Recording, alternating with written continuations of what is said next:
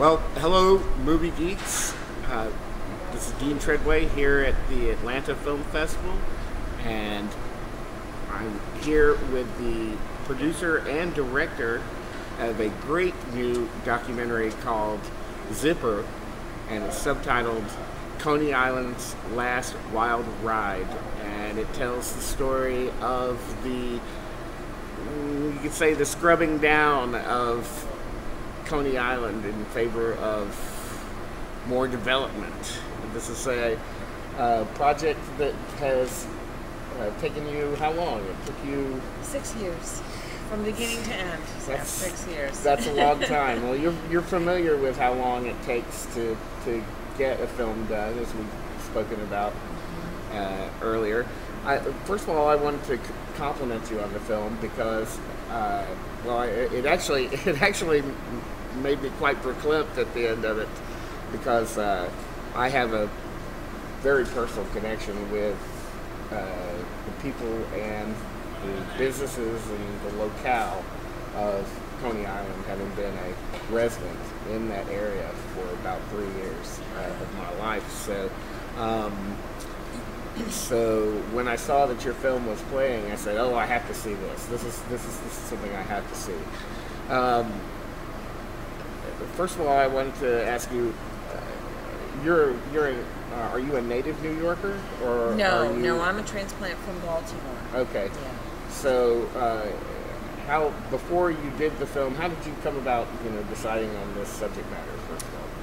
Well, growing up in Baltimore, excuse me, I spent my summers as a teenager at the beach, and Troopers Rides is pretty famous in Ocean City, Maryland, and they had old rides like this, and also, every year you go to the state fair and the local carnivals, and they always had a zipper, and so the zipper was my favorite ride as a kid. And I was riding the subway one day, reading the Daily News, and there was this big article about how the zipper was leaving Coney Island, and my heart broke, and so I thought, well, I have to go out there and talk to that guy, and that's how it started. I love how first of all you focus in on those characters that had the rides, and then you go into the larger issues. It's also, your movie is kind of amazing in the way that it simplifies the very complicated issue of rezoning, because the film actually talks about the rezoning of Coney Island, which was was zoned as an amusement area, right? For many, many years, since and now, the 60s. And the current thing with the developers is trying to rezone it as residential and more business. Well, the developers wanted condominiums. The city wasn't going to let that happen in the immediate area, but they did parse off parts of it and allow for hotels, retail, so. And I think all rezonings are complicated, but I think in the case of Coney Island, it was extra complicated. Right, because Coney Island is a place that almost everybody in the nation knows what it is. Right. When you say Coney Island, and the world, people come from.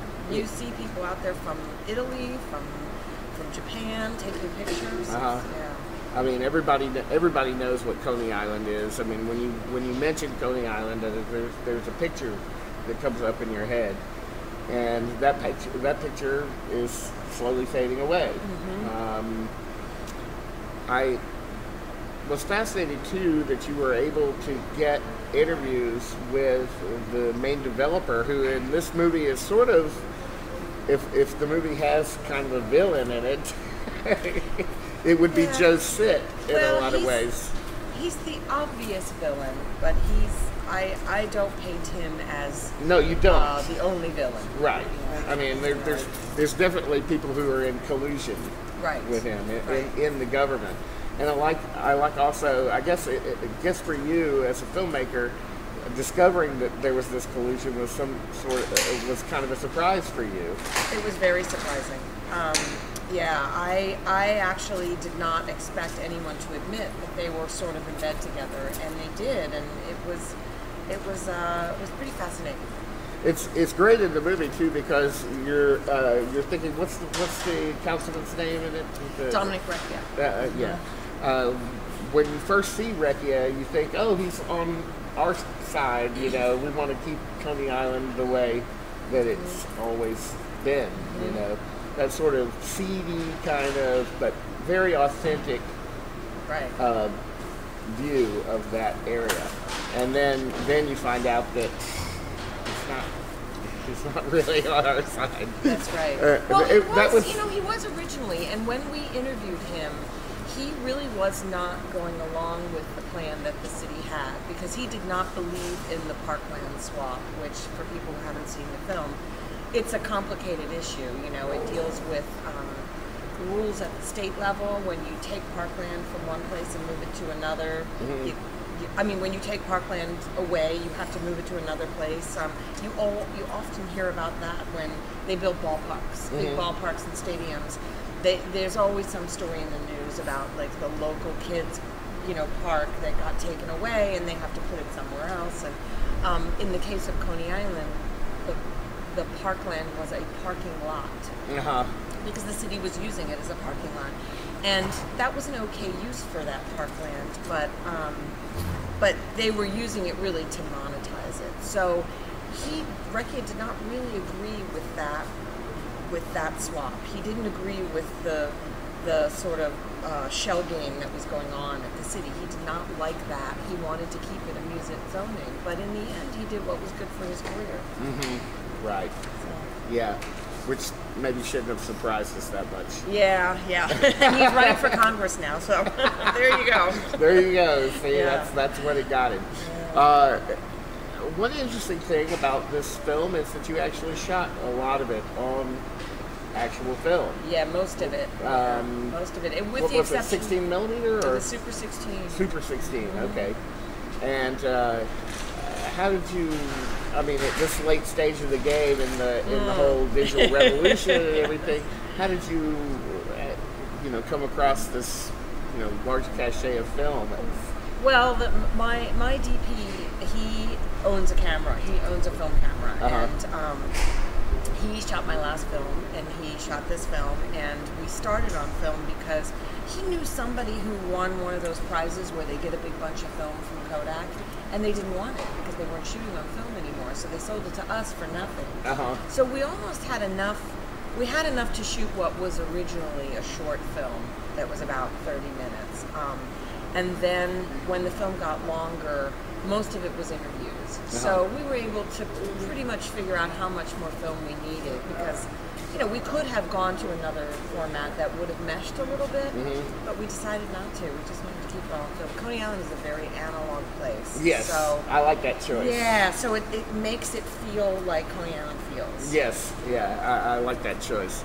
Now, there's a lot of great footage in the movie of people riding the zipper.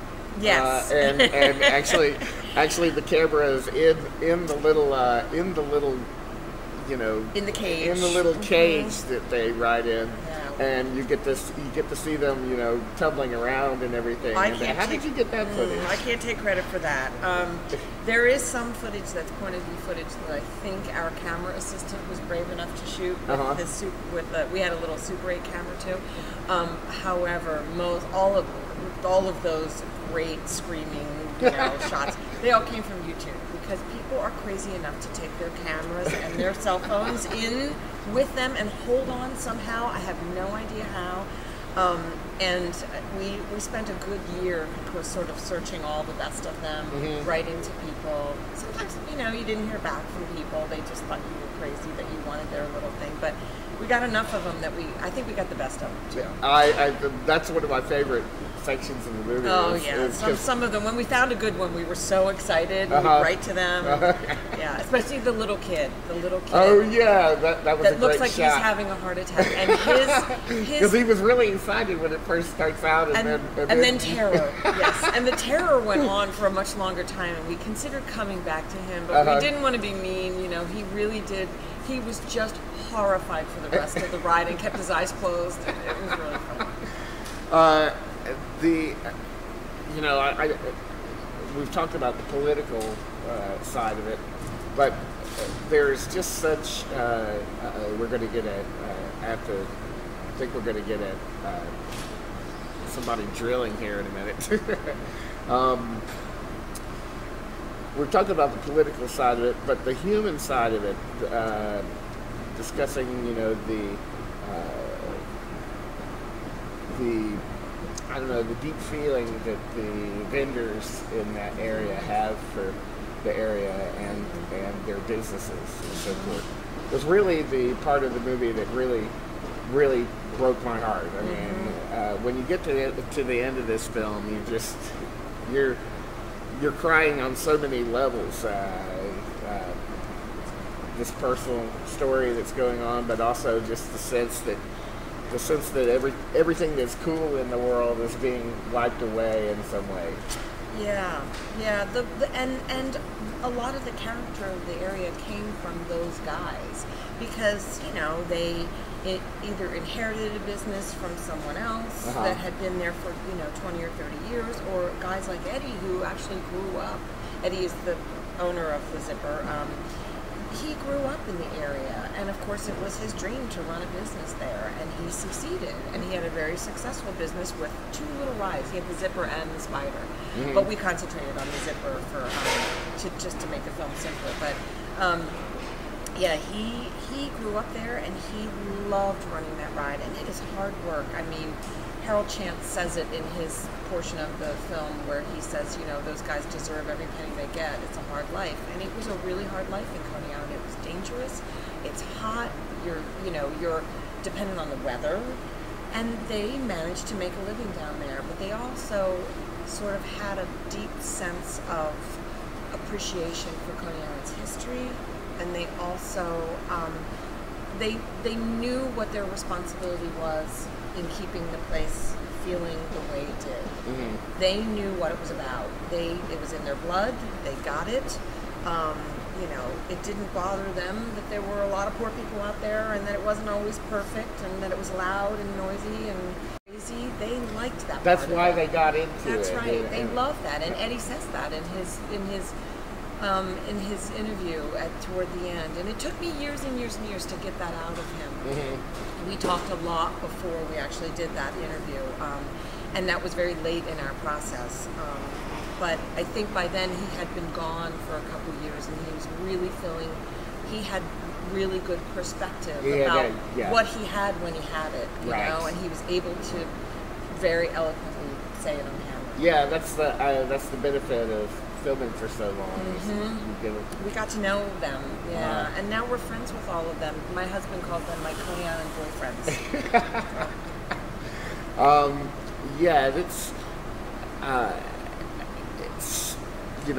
It's just a brilliant little slice of. It's really interesting too. I'm thinking about this too. It's great in the movie how you get the councilman talking about how people can't make any money there, and so that's why we're closing everything down, because people, it's not going to work, But then you cut to people, you cut to the guys, actually making money, and people, going to the ride and enjoying it, and enjoying Coney Island as an experience. And I thought those were very inventive editing choices. How long did you edit this? What was the editing process like? We did try to start editing before we had everything. And the developer it was a long time to get that interview, and it was a long time to get the release form, because I think he did the interview in good faith, and I think his lawyers thought, maybe we don't want this to come out, because he said he would do the interview as long as the deal was done. So the minute the deal was done, we made arrangements with him. About a month later, we were in his offices. But that interview took a really long time to get, so we tried to kind of cut things together along the way because we knew what our story would be, but it was too difficult because exactly what you point out is those contrasts. Like, the mayor saying, it's all run down and nobody goes there anymore. And the very summer that he said that, the very fall that he said that, the summer before, it was mobbed. It was like the biggest explosion of people coming down there that they had in a decade. So there were a lot of contrasts like that, and I think it wasn't until we got everything together that we were able to point out certain things that didn't mesh up. Mm-hmm. We were able to point them out once we got everything. So we did have to wait until we had it all. There's a lot of really great graphics in the movie that help explain the situation, this complicated situation with the zoning and everything. Can you talk about the graphics part of the film? Yeah, it was, well, God bless my best friend, Laura Smith, who did all the graphics. She did the graphics on my last film, and we're very like minds. We have the same sensibility. We grew up in the same, we're exactly the same age, and we kind of grew up at the same time, and especially for things like the newspaper and doing something that looks like microfiche, like you're in the library looking at that microfiche. Right. That was her concept. Also, just getting those graphics so that they were simple and entertaining, but they had the right information. She is excellent at that. So I did like a deck of all the scrap that felt like Coney Island. It couldn't feel too professional, but it had to be professional because you had to be accurate. Right. I mean, those city maps don't lie, you know. But then you wanted like a sense of humor about it because what was happening was so ridiculous. So it was very, very hard to get that right. And she was the leader of the pack. I'm thinking we had several great animators, and she was really good at working with them. I'm thinking about that particular graphic of the roller coaster going up. Oh, and showing you the trajectory of that was her idea. At Coney Island. Yeah. That was very good. That was her idea, and she had shown me. She had sent me a file one day, just something she had thrown together in Illustrator, and she said, "Well, this isn't final," and I said, "No, it's perfect. Mm-hmm. It's perfect." And then the animator had the idea to just kind of put the big sky behind it. Right. So working together, I think. And the animator also, one of the animators was very much like our era, our age. He had that touch, that sensibility. So I think working, all three of us, we all kind of were driving toward the same thing. It's very hard to do that stuff. And you see a lot of graphics in movies that look too slick. I agree. I agree completely, 100%, especially in documentaries. Sometimes they're just... Sometimes they overtake the movie too, and yes. I felt like you incorporated these at just the right moments. Well, and just the right amount, because otherwise people get really bored. I think. People want to see Coney Island, so you got all the production value you need in Coney Island. Right. I'm interested to know if any of the subjects have seen the film, including Joe Sitt, the developer, and the councilman. I've sent them all a copy. I have had a subsequent conversation with. I had a quick email with Seth Pinsky, and I want to go and meet with him. And somebody who took over for Lynn Kelly is no longer. She's no longer head of the faction within the Economic Development Corporation that did the Coney Island zoning. There was another guy that took over for her, who was her, I think, right-hand man. I've had conversations with him. Joe Sitt I have not heard from, but I know he got the film. Yeah, he was invited to the premiere.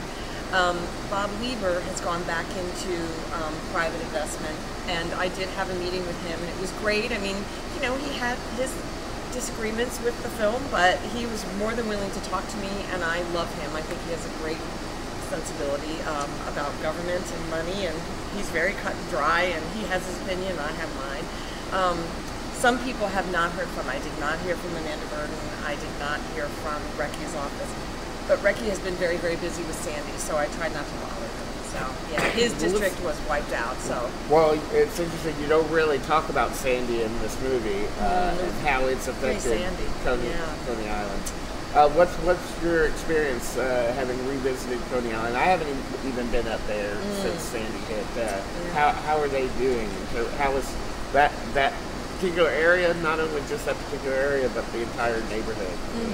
Well, yes, and it's a good distinction to make, because the guys who are down there all had issues because saltwater ruins motors, it ruins tools, it ruins the things that they all had, sitting around, and even the guys who put everything up on blocks, they said, they didn't account for, nobody thought the water would go as high as it did. Uh-huh. And it went so fast that a lot of people had to just get out and didn't have time. I mean, water was higher than cars, yeah. so you couldn't really just drive back and save your stuff. But everybody slowly is managing to recover by hook and by crook. So in terms of the film, in terms of who was left when we ended the film, those guys are still all there. There's a couple people who have left in the meantime, but more for rezoning issues than for hurricane issues. The neighborhood around it was very devastated. I mean, Eddie's parents lived down there and they had no heat or way to get food or anything for weeks and weeks and weeks on end, and Eddie was actually there. We had our world premiere a week after the hurricane, and Eddie was in Coney Island. Oh, Did you have it? No, it was in Manhattan. Oh, okay. Yeah, it was part of Dock NYC. And, that was difficult enough, but Eddie managed to come, so he was there, a week after the hurricane, and he saw how devastated his parents' neighborhood was. He was staying with them, and he said, it's freezing, and there's no stores are open. And so it's taken a long time, and the people in Coney Island are in the neighborhood, in the outlying neighborhood, are very poor, and they don't have a lot of money, and it's a difficult place to live as it is, much less to be devastated by a storm. And I think mostly because everybody's car got wiped out. Any car that was on the street, which is where most people park, gone. Just ruined and totaled. And it took a long time to get stores back open because I think the health department said that you have to throw everything away. And, I was down there about a week after volunteering, and it was really scary. Really scary what they went through. I think Eddie's mom said it best. She said, I have lived here for 49 years and I've seen many storms come in, but nothing like this. She said, this is the first time I was ever scared.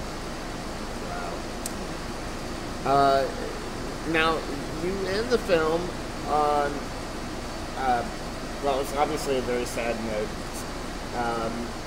And you have sort of an RIP, like a rest in peace, credit crawl that shows is that truly accurate? All of those businesses that are in that credit crawl that are dead now because of this development thing.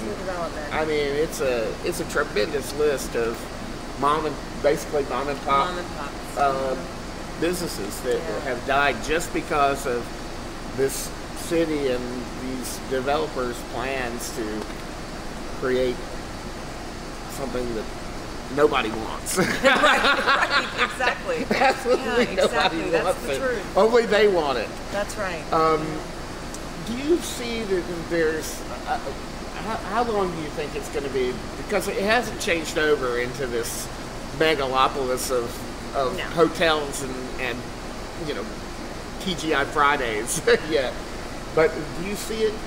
Do you see that happening anytime soon? Like really, truly happening, where it's just everything is going to be wiped away?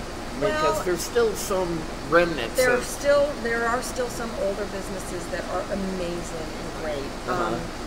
From what I understand, the Wonder Wheel, which is landmarked, the guys who run that are the sons of the guy who ran it for 50 years or whatever, and they have kept their property. I believe they have kept it C7, which is the zoning for amusements, and they have some great old rides around the Wonder Wheel. Yes. And they will stay and they will operate. And they're also very good about holding fireworks on the beach every Friday night. And they're very involved in that community. They're there. The History Project is there. Another guy that I love, Benny, who is a puppeteer and he makes his own games. He's managed to stay. The museum, the Coney Island USA it's not a corporation. It's a nonprofit, and they run the museum and they run the freak show, and they'll be there. And Williams Candy, that's a great old candy store. I love that place. I love that place. It's so great. Yeah, it's and almost right next door to Nathan's. Is that the place? Yeah, and it's like place. a clam place and a candy store, and it smells heavenly in there. It is great. And they were in there rebuilding the other day, but they were still opening their shop next door, so I was able to go in and get some candy apples. And so, you have pockets of, I think there's a guy called Jimmy Balloons who's all he has is a balloon dart game, but he's been there forever. I think he's going to stay. There are pockets of them.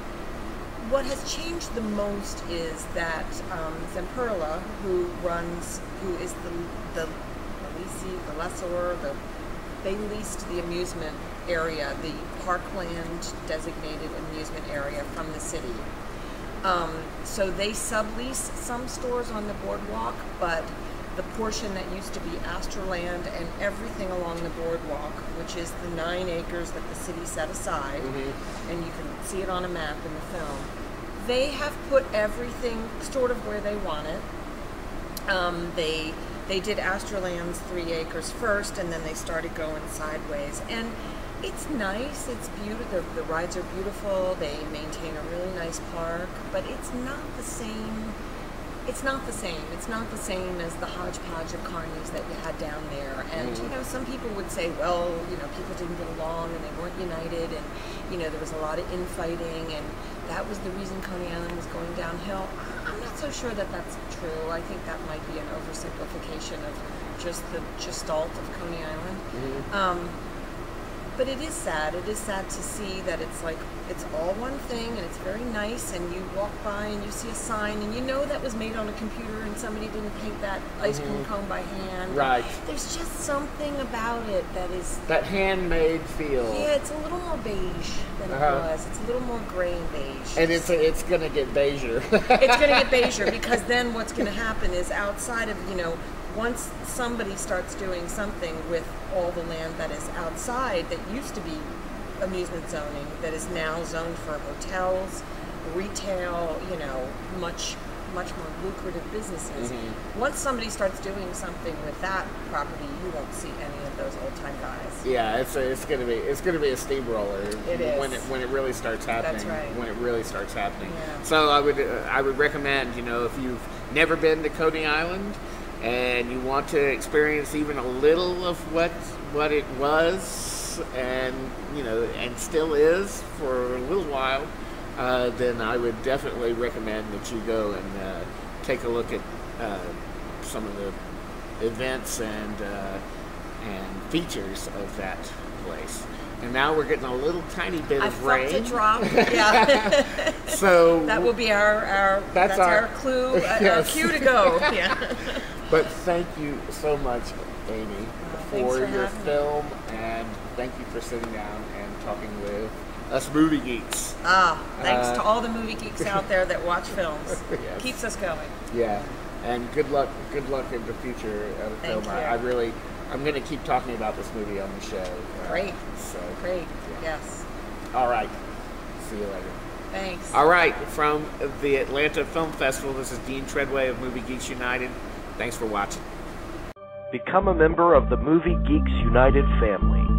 Follow us on Twitter at twitter.com/moviegeeksunite, Facebook at facebook.com/moviegeeksunited, YouTube at youtube.com/moviegeeksunited, or bookmark our website at moviegeeksunited.net.